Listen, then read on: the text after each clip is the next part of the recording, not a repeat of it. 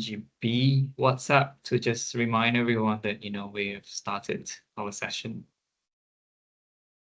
Yeah, I'll do that.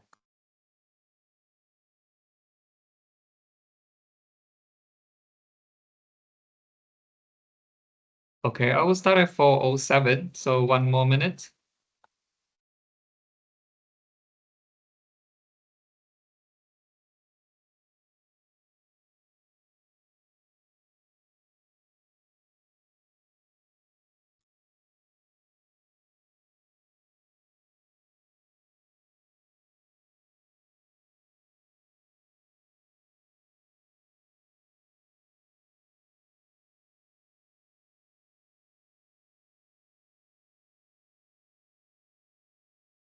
Okay, I know it's 4:07. I was hoping that a couple more will dial in.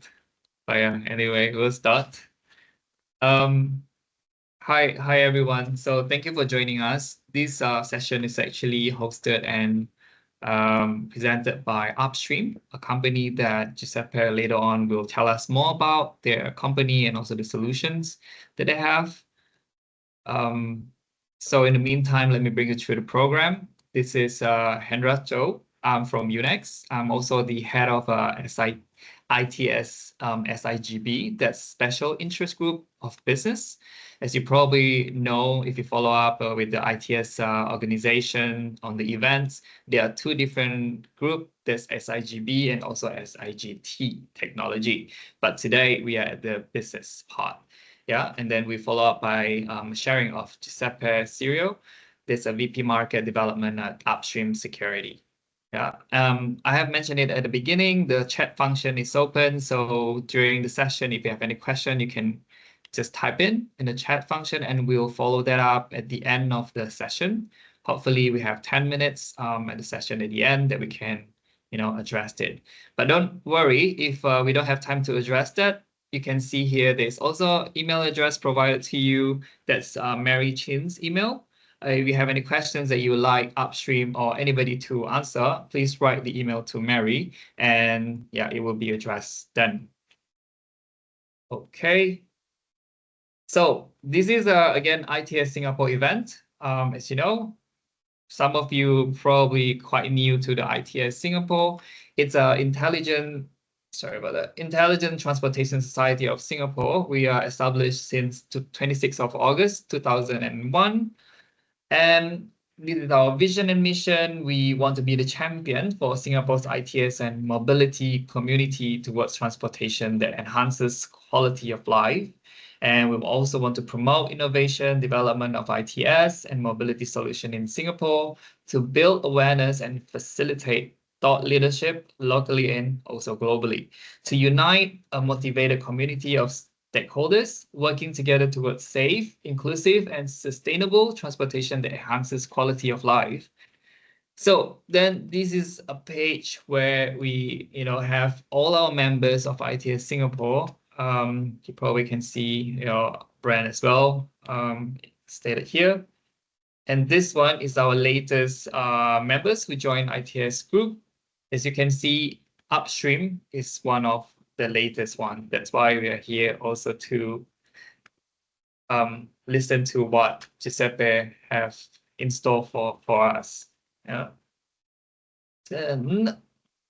So this very session is about cybersecurity in motion, safeguarding our mobility critical infrastructure. I will not talk a lot about it because we have an expert here that we can listen to. So Giuseppe, I will hand this now to you. Yes, Hendra, thank you very much for the introduction. Upstream and myself, we're very excited to be part of the session today and share a little bit about cybersecurity in motion. In fact, you mentioned the title will be Safeguarding Mobility Critical Infrastructure. Now, before we dive into the presentation itself, maybe just a few words about myself. So I've been in the automotive, aerospace, and defense industry for 20 years in IBM. Prior to that, I was a strategy consultant, senior strategy consultant at PricewaterhouseCoopers, And since about 4 years, I joined forces with Upstream on ensuring that our mobility systems are safe and secure. Now, a little bit also about the company. Upstream offers a cloud-based cybersecurity and data management platform, which provides actionable insights. So one of the biggest challenges in cybersecurity is to get visibility. So what's going on? Everything that happens in cyber, for the most part, is invisible, and Upstream provides a means to make those potential events visible. Now, you see here a couple of stats about the OEMs. Again, we started our journey as a company 2017, and the primary market was about automotive and protected the connected vehicle ecosystem. But more and more, Upstream is expanding in the mobility space, and you see on the right-hand side many technology partners that we work with. And to name just two, Salesforce and Cisco are also investors in Upstream. Now, beside that, Upstream, and maybe this is something that is familiar to the audience here, is delivering thoughts and information all around mobility and cybersecurity. In fact, a couple of years back, and I would argue still today, mobility and cybersecurity are relative new topics. And back in 2019, Upstream started for its own purpose to do research and analysis about what are the risk, what is the exposure, what are events that are critical for our own education to develop our offerings and tailor it to the actual need. Now, this has evolved into something that today is probably one standard book. It has over 120 pages today, where we help the industry, the mobility industry, to be acquainted with the latest and the most relevant information about the risks, the exposure, many examples. And I will have also many examples throughout the presentation to make it really tangible for you. What is at risk and why we need to care about it. So again, Upstream is quite well known for bringing these reports out, and normally it's at the beginning of the year, so we are working already on the version of 2025, which will be the summary of 2024, and yeah, soon to be announced. So now, without further ado, let's talk about the topic itself. Now, in preparing the presentation, I thought maybe it's good to begin with to kind of frame what we really understand under mobility critical infrastructure. So I was using, and you see that statement on the slide, a definition which is used by the US CISA. So ultimately, when we talk about mobility critical infrastructure, it's about ensuring the resilience and the security of mobility related infrastructure that is essential in facilitating the movement of people and goods, and that can be in any given country or cross country, obviously. And in order to distinguish which are the segments, there is, for instance, aviation, which includes aircraft or traffic control system, airports, helicopters, landing strips, etc. But also highway motor carrier, and this can be roadways, bridges, tunnels, you name it.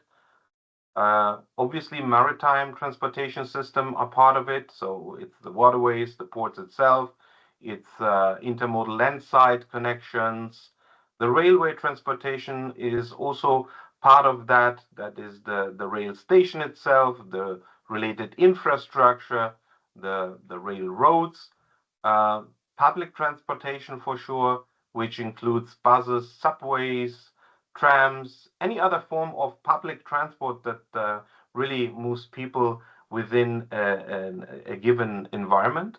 Pipeline systems, that is pipelines that, for instance, transport oil or natural gas or other hazardous liquids which are relevant for an economy and therefore very critical. And last but not least, anything that is more a resemble of a fleet, which is critical, such as services related to mail and packaging and logistics. So in order to frame, I guess this is helpful as we dive into the details of these areas and these segments.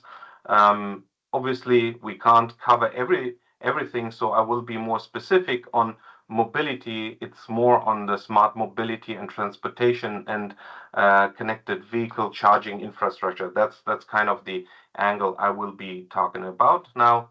Why we're having this webinar, or in general the discussion in the various industry, is because cyber is on the rise, and that's not a surprise. It's not just the mobility sector where it is on the rise, it is everywhere. So in IT or OT, it's a given that the proliferation or the surge in attacks is continuing to grow.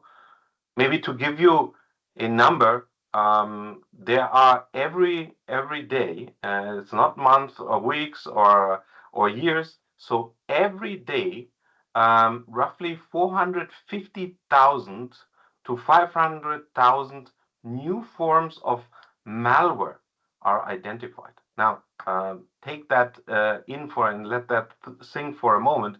That's 500,000 of new forms of malware that we need to deal with. So, and it makes it really difficult because ultimately it means we are always in a reactive mode. Now, as part of the conversation that we will have today, it's important to, and this is still part of the introduction into the mobility critical infrastructure, what it means.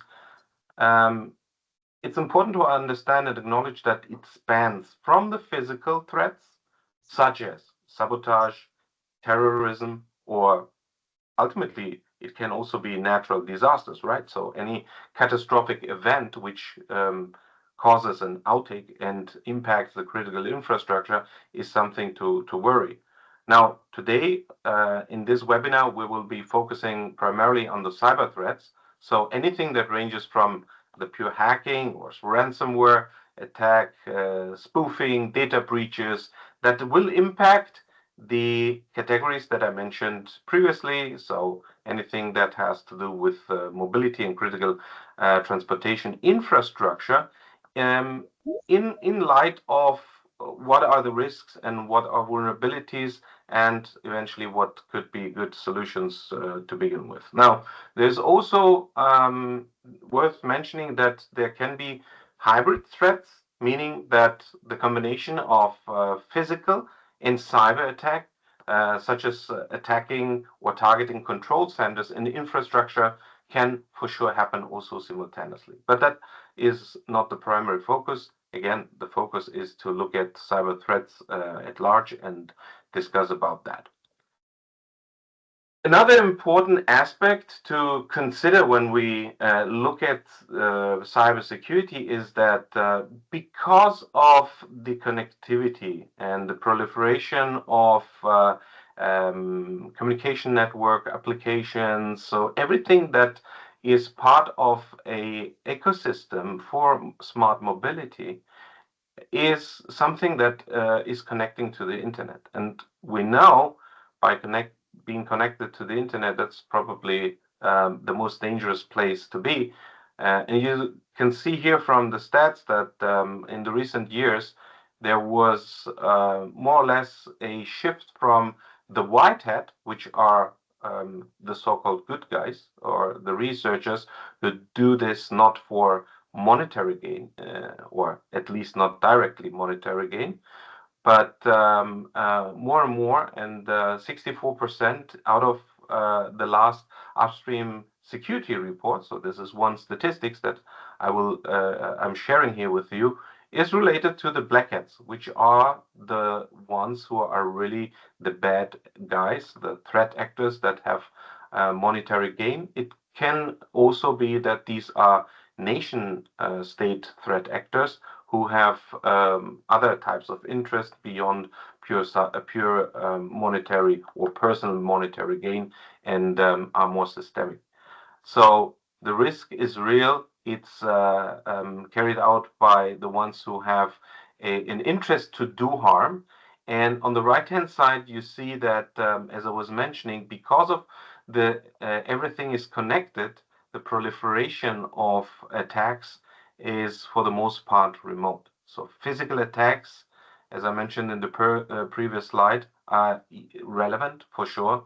Many of the systems that are part of the critical infrastructure when it comes to mobility are exposed because they operate, in fact, in the wild. But it's a small portion. So obviously, attackers, when they do execute their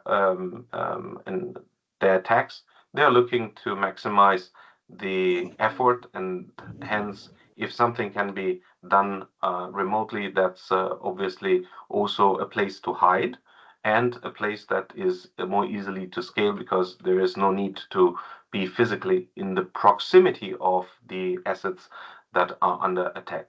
The other thing to look at is the long range. So this is also an important aspect to point out. So long range attacks versus short range attacks. Again, it has to do with the proximity to the assets that are under scrutiny or under attack, and hence long range. So being far away is something that is enabled by the connectivities, and therefore it's proliferating and increasing over time. Now, another important and relevant aspect out of the report that we presented last year is to look at the impact. Now, we can weigh and say it's becoming more. I mentioned 500,000 forms of malware every day, but it doesn't tell us what is the impact. And we were looking in particular on the impact because we felt something is maybe missing as we compared data to the previous year. And you can see here on the slide that there wasn't a big difference between 2021, 2022. However, when we started to look at the impact, the meaning of it, how many assets are impacted by an attack. So while the number of attack may be still on the rise, but it doesn't tell us about the scale, about the impact. Doing that analysis, you can see that when we include the notion of impact and look at what is it that threat actors are actually targeting, is it a single asset or is it high or thousands or even millions of assets, then the answer is yes. This is exactly the target, again, for maximizing the time and also the effort to get their intended return on investment, whatever that is, if it's monetary or other types of interest. That's exactly what we are seeing, and therefore it's becoming more and more important also to look at the scale of impact and what can be impacted. Okay, now maybe as a quick summary, so why is what I said so far important? It is important because the weakest link in any IoT, so I would claim that the part where assets are connected to the internet, it becomes really relevant to look at the systemic vulnerabilities. And what I mean by that is that there are a few angles to look at it. The most important probably is because vulnerabilities sometimes happen because of the interconnectedness. Now, assets, products, components, part of a wider critical infrastructure system per se looked individually may be perfectly fine. However, in the combination and in the interconnectivity, new vulnerabilities can be introduced, which are difficult to find. And it has various reasons. So one is that for the most part, again, it's an evolving industry. Technology is advancing at an incredible speed. Hence, we still have a lot of legacy systems that are part of that wider ecosystem. So it's important to keep up with the latest technologies, the ability to patch, the ability to understand exposure. Sometimes systems are outdated and therefore they introduce vulnerabilities which need to be addressed and be aware of. Another part is looking at integration in the smart city. As I said, the plethora of IoT, the combination of interconnectedness increases per se risk, and this needs to be accounted. Also, when we look at the proliferation of electrification, electric vehicles, it's important to note that there's a dependency on secure energy supplies. So looking at the grid as the part that is critical infrastructure in here makes it relevant to look also at the charging ecosystem and network as part of that critical infrastructure. Hence, it needs very strong protection. And last but not least, and this has always been, no matter if it's a critical infrastructure in the IT world, the human factor is an important one. The meaning of it is that either because of negligence or because of, for instance, disgruntled people that have very specific knowledge about systems and subsystem actually can share these sensitive information with threat actors or even act on their behalf. And therefore, it's something very, very important to look at. So the insider threats, the human factor as part of that systemic vulnerability is key and is important to address. Now, let me maybe show you via a graph what is really the ecosystem under which IoT and smart mobility operation happen. So there's three parts in general. So one is the device. So there can be vulnerability on the device itself that can be exploited. Devices and with connectivity need to have command and control. Therefore, those command and control, in order to activate and do things on the device level, they are enforced by command and controls, which are, for the most part, in the cloud.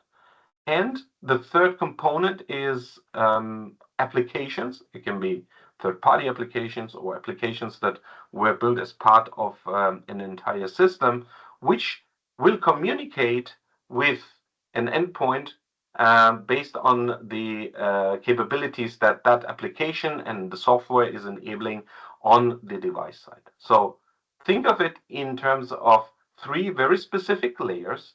So one is the product layer, the second is the cloud layer, and the third one is the API, so the interaction between the gateways and the endpoint that is taking out any form of actions.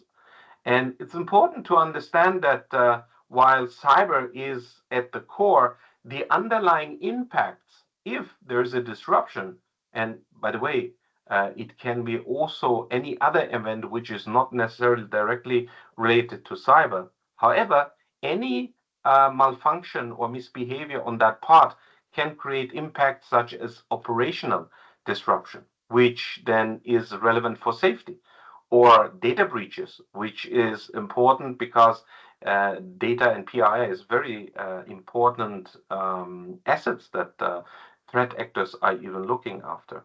Also, in terms of regulatory compliance, which is evolving more and more, and I have a slide on that in particular, is something to look at what is the impact, and am I as an organization or an ecosystem out of compliance because of vulnerabilities that can be exploited.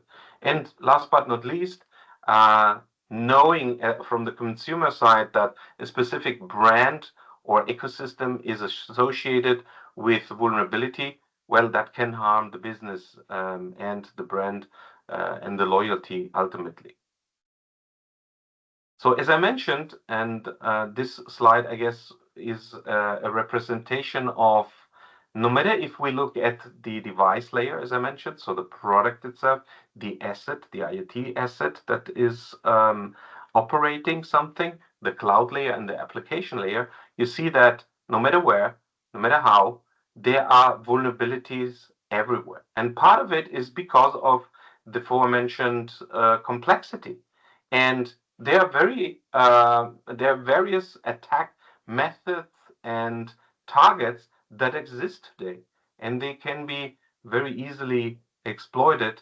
And I have a couple of examples how easy it is these days to exploit vulnerabilities which are not known or not identified, and obviously part of the systemic problem that I was talking about. So in order to secure smart mobility or critical infrastructure, it's a matter of overcoming unique cybersecurity challenges that are prevailing in the smart mobility system.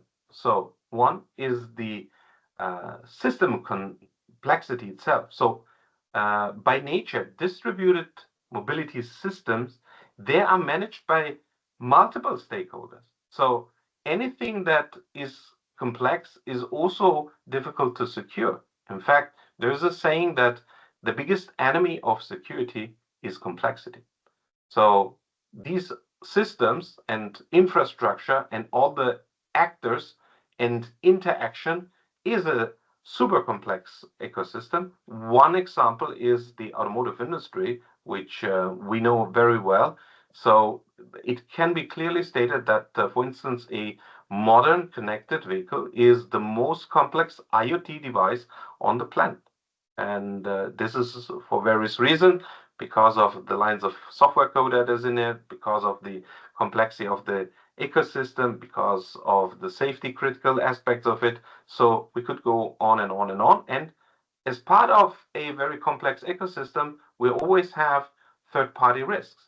So vendors, the cloud, as I mentioned, external partners, anything that literally will extend or even increase the attack surface is something that um, is important, needs to be considered, and very often it's, I wouldn't say not acknowledged, but it's really hard often to understand what is the potential or the full potential of the vulnerabilities by interacting also with third parties. And I mentioned insider threats, which are very relevant for considering, and it's a standard that in organization this is being treated as a high risk factor for good reasons. And always, as part of, I call it the elephant in the room, cybersecurity goes hand in hand with privacy challenges. So again, in a big and wide ecosystem such as smart cities, personal mobility, the amount of data that is shared in context of a multimodal travel, it generates so much data and so much sensitive data, and it's very precious to threat actors, and therefore it needs a very strong protection. So these are the most prevailing aspects. Now, let me give you a couple of examples. So far, it was very theoretical. Let's dive into some practical examples so you get the point and the idea of what I'm really talking about. And here's an example that some of you may be familiar with. It's specific to Singapore, where a fleet program, which served over 18,000 motorists, experienced a ransomware attack. And potentially there was a lot of very sensitive credit card details that was exposed. And you see, this is a real example of ransomware. 2024 in general can be labeled as the ransomware year. Actually, it's every year, but in particular, 2024 is very, very prominent on ransomware attack. And I have another example where looking at targeting the automotive ecosystem, the mobility ecosystem of dealerships, which are part of selling vehicles in various markets. There was a ransomware attack which affected dealerships in the US. Now, the takeaway from this example for you is you see here that it was estimated that the sheer cost, because ultimately the company that was affected seemed to have paid $25 million in ransomware to fix a problem which it was impossible to solve, and very large OEMs were not able to sell vehicles for a month or multiple weeks at least. So the damage per se is not the 25 million. The damage per se is estimated to be roughly $1 billion, which is all the collateral damage that goes with it, the non-ability to sell vehicle, the brand reputation that happened with it.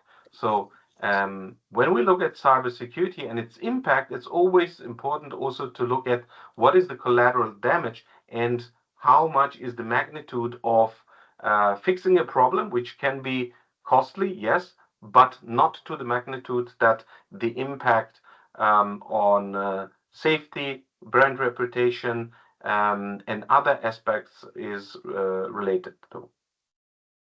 Another example, and this is a rather recent one, it's from end of September, is how easy it is to attack a relatively big fleet of vehicles just by knowing the license plate. Now, think for a moment how easy it is to get a license plate. It's a matter of even taking a picture or noting down as a vehicle drives down, and with specific tools, the research found out that actually he could access very sensitive dealership information, so PRI, that were part of a tool that was built in order to translate the license plate into a VIN, the VIN into accessing the sensitive information via dealership information systems. Now, how do we really look for solutions to secure? And again, I have more examples as I will elaborate in the next couple of minutes, but for sure, there are four major strategies that need to be adopted in order to enhance the resilience. And I like the word resilience in context of mobility critical infrastructure protection because it's impossible. And hopefully, I was able to elaborate that in such a complex ecosystem with a heterogeneous set of stakeholders, it's almost impossible to speak about securing it. So the game is how to become resilient to the extent that if things happen, and they will happen, as I showed you, this can be easily identified or quickly identified, quickly as possible, can be addressed, and the scaling of that can be inhibited or at least can be confined to something that is manageable.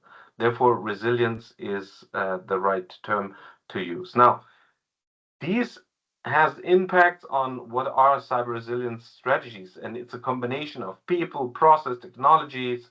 It's working together in a private and public collaboration. So, as I mentioned, many stakeholders, and as an example, ITS is for sure an organization that can help educate, can help the collaboration of the various stakeholders to be sensitive and uplift the standards in order to make this more addressable.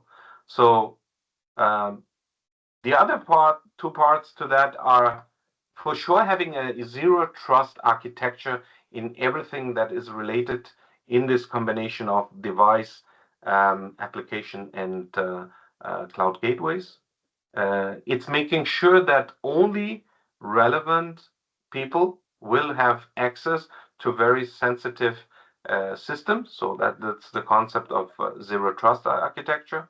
And most importantly, because for the most part, everything is new, or at least a lot of things that we are building to make our lives easier in the economy of a smart city. We need to be aware that incidents will happen. Hence, it's very important to not only have the right plans and plan, to work on them, to look at incident response planning as a fundamental part. I like to use the analogy of a fire brigade. So, how do you know that the fire brigade works well? Well, it's because they train every day. So, they know exactly when the emergency is for real, they know how to handle it. And that's the same analogy here in the incident response part. All right. So, now again, maybe to summarize the second part, at the end, when we talk about mobility critical infrastructure, we need to have a holistic view and understand what are the unique characteristics that, from a technology perspective, are needed. So the need is to look at the intersection between the IT part, the OT part, and obviously, because of the assets that operate in the wild and are connected to the internet, the IoT part. And that sweet spot is the integration of the famous CIA trait, so confidentiality, integrity, and availability. Hence, it's imperative to look at the availability, because the things that are part of the mobility ecosystem and the critical transportation infrastructure, they can move. Hence, they can be a problem to safety, because they can create hazardous situations that need to be avoided. So, availability, the access, and the control of those assets become very critical. And on top of it, the ability to secure communication protocols which are interacting, and there's various communication protocols which are part of that MQTT, CoWeb, and others. It's really relevant to understand them, what they do, what is the logic, what is the business use case behind it, and are they legitimate? So that's critical, and that's exactly the sweet spot that I'm talking about. Some more practical examples, because I think they are really relevant, and some of them may even surprise you, as they did surprise me when I first learned about it. So again, in automotive or smart mobility IoT, the fundamental thing that defines it as a critical infrastructure is that it impacts either the safety, the operational availability, and the sensitiveness of data, or all of them. Now let's look into more detail. Here's an example about traffic light flaws, where the attacker can arbitrarily change signals. Now, imagine what that means in a rush hour. If someone is able to kind of block traffic, that's not a cyber attack for monetary gain, perhaps, but it's for sure a safety critical aspect, and maybe also it's something that will be safety relevant. So ambulances can't move eventually because of congestion, etc., etc. Now, um, safety. Talking about safety, I was surprised. So even high-end racing bikes are vulnerable to hacking. Again, the more we utilize and leverage technology for means and modal or transportation modes which now have some form of connectivity, if someone is able to exploit vulnerability, which, and I hope I was able to throughout this presentation so far, to give you the notion that it's never a matter if, but when something can be exploited, because inherently there's always vulnerabilities as part of the software or the hardware that is part of the ecosystem. It's important to notice that anything that can be hacked potentially will be hacked, and hence the notion of resiliency. Another aspect is the operational availability, as I mentioned. Again, here's an example of a Kansas City traffic system which was down because of a cyber attack. Again, you can imagine what that meant for the moment of the attack to the ecosystem, to the transportation system. Also, another important aspect is data, and it's estimated that a PII record is as worth as between 80 and $100 US dollar for any hacker. So it's very precious, very valuable information if someone can get a hand on sensitive data. And here's an example. I remember somewhere in the Asian region, I think it was the Philippines here, where there was a big data breach on the tolling system. Again, something that millions of people around the world use tolling systems, and if that is affected, for the most part, these systems are very similar. So what can happen in one part of the world is probably also likely to happen in other parts. Again, systemic risk, legacy system, these toll houses have been there for quite a while. Now, with more connectivity, the exposure is just there and it's difficult to fix or retrofit with updates. Okay, I mentioned, and this is looking a little bit more on the compliance side, what's going on in terms of regulation, because who's responsible ultimately in a system of system to make sure that there is at least a baseline, that there is at least a common denominator by which the industry players and interest group will play. Now, in the auto industry, that was something that was kind of kicked off with a very severe event where it was proven that vehicles could be taken remotely and controlled remotely. Hence, in the last couple of years, I would say six years, there have been a lot of best practices, a lot of interest groups that have been established, such as the Auto ISAC, engineering standards, industry standards have been developed. That is now adapted in many countries. Some countries are adopting its own version of the R155, 156. This is how the regulation for the UNSCE is called. But there are various examples like in China, India, South America. More or less, they're going into the same direction. So automotive has learned and understood that the systemic challenges needs to be addressed, and hence it is something that is important to cater, and therefore the regulatory bodies have established guidelines and principles. Sometimes they're even prescriptive in the way that they articulate what needs to be done. We see that now tentatively also in the EV charging world. Some countries have started to develop their own frameworks. For sure, we see it in the IoT, but it's very generic today. So there's a couple of regulatory initiatives, such as the Cyber Resilience Act in Europe and also in the US, Cybersecurity Act.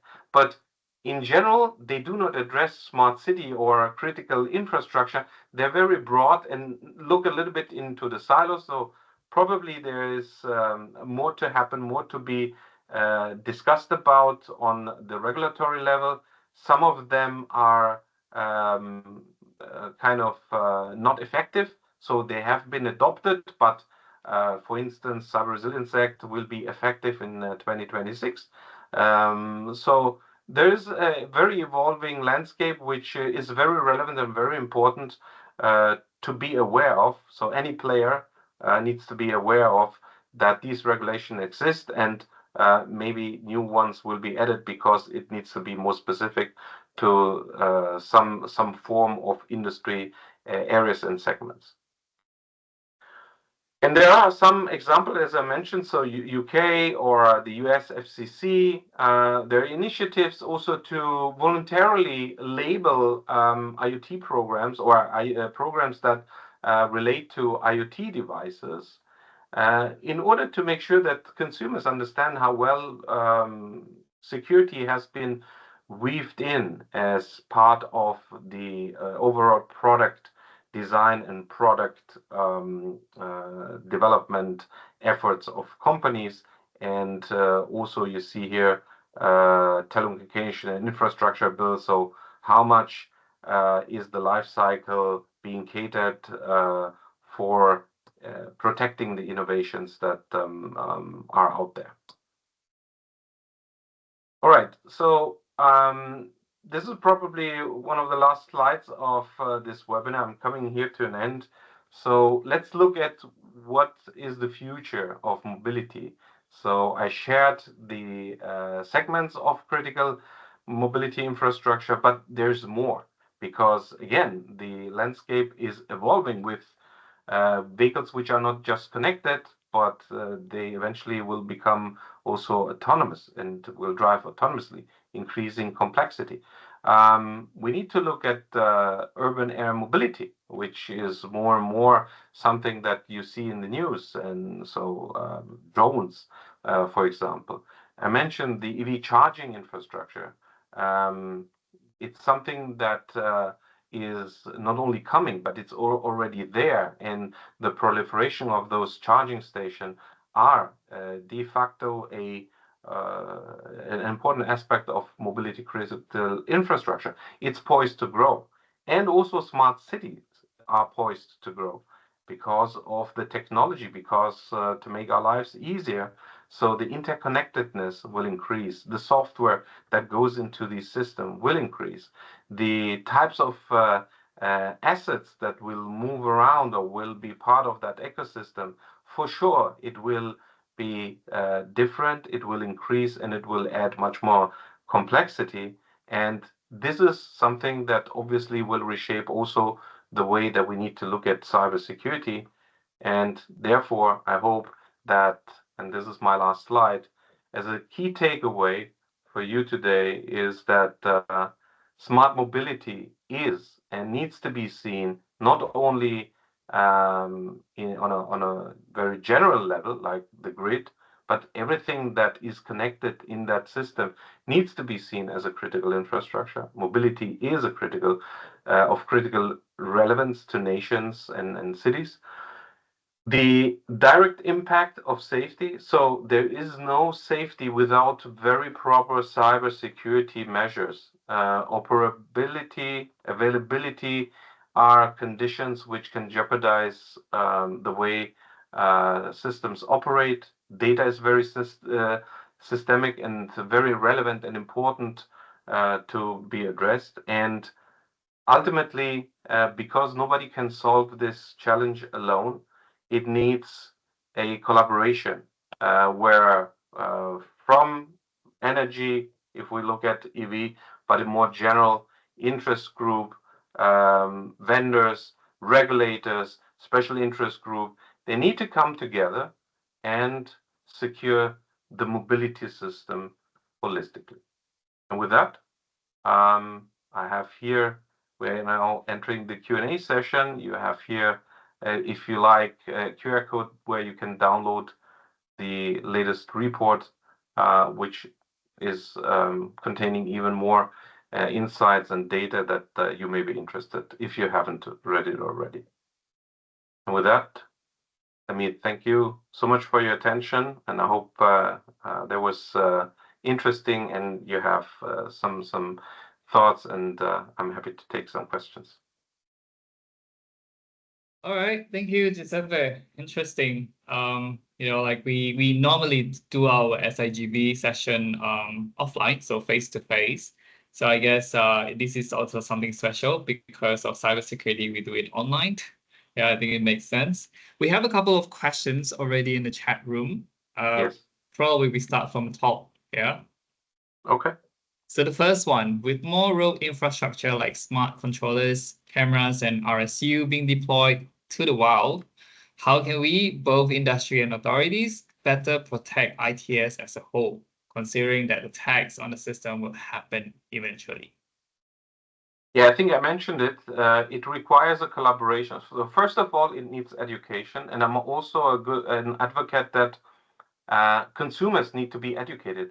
They need to know about the risks, yet the responsibility for securing complex ecosystem is to the ones who put the devices or the services out there. And as I mentioned, it needs a very strong collaboration. No one can alone put out a service or a IoT device out there without having a proper discussion with the adjacent ecosystem and how to protect it.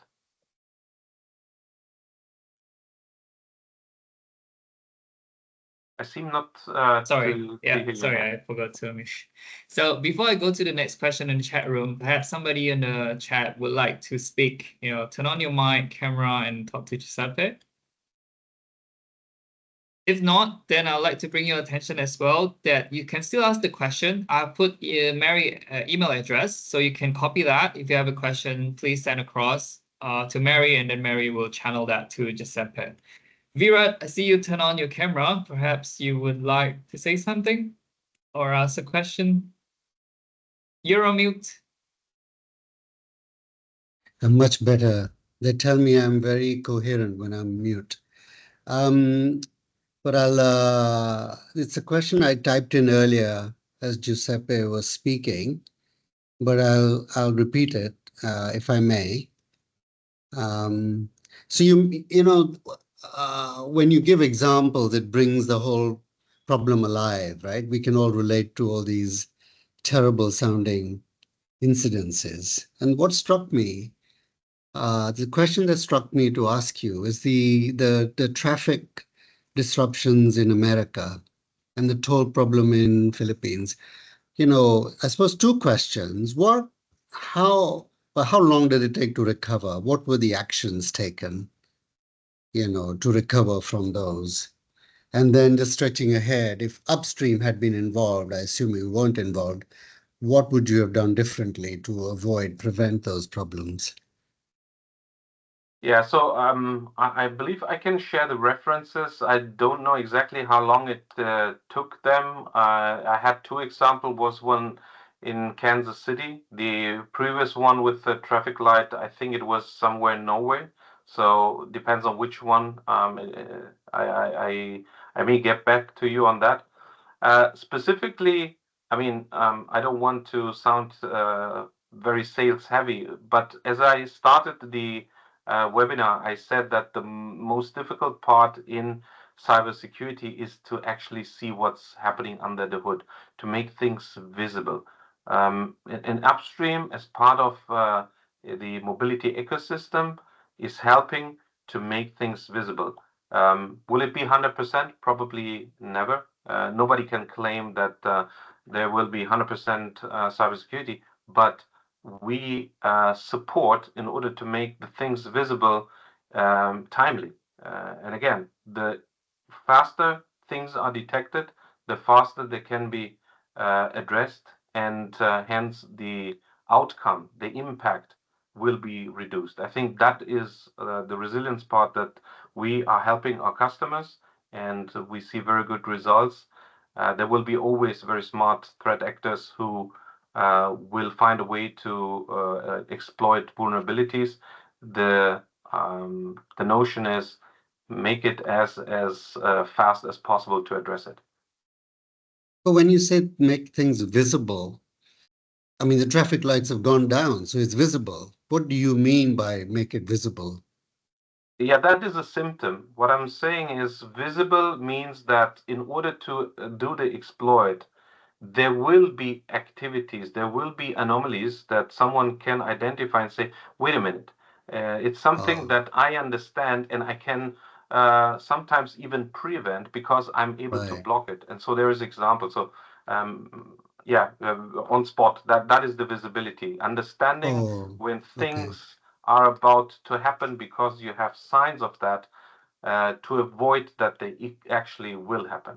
So if I may paraphrase what you're saying, you upstream observe this sort of abnormal activity, Absolutely. through your technology, be that cloud-based or whatever. And then from that, you can alert the client that something odd is happening, and then you go ahead and do things. Okay, I understand. Correct. What in the Philippines problem that's closer to hand? What Thank do you, you Virat. what Sorry. what would Sorry, I happen have there? to. Virat, I'm sorry, don't want to be rude. I mean, our time is up at 5, but please, you can still address this in the email. I'm sure Giuseppe will be happy to, talk about it with you. Just, I want to make sure that everybody else also, time's appreciated. Yeah, I hope you don't mind. Understand. Okay. So, yeah, thank you guys for joining us. I think this is the end of our session. So again, thank you for joining ITS Singapore and Upstream for holding this event.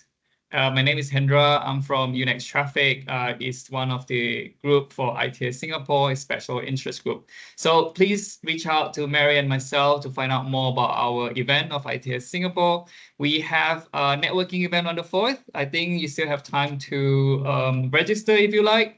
That's where every members of ITS Singapore come together and enjoy the night, I would say. Yeah, Mary, anything to add on? Yeah, good from my side. Thank you. Thanks, Sandra, for reminding them about the network session. So I hope to see you all soon. Thank you. Thank you, everyone. Have a good rest of the day. Thank you. Thank you. Thank you. Bye-bye. Bye.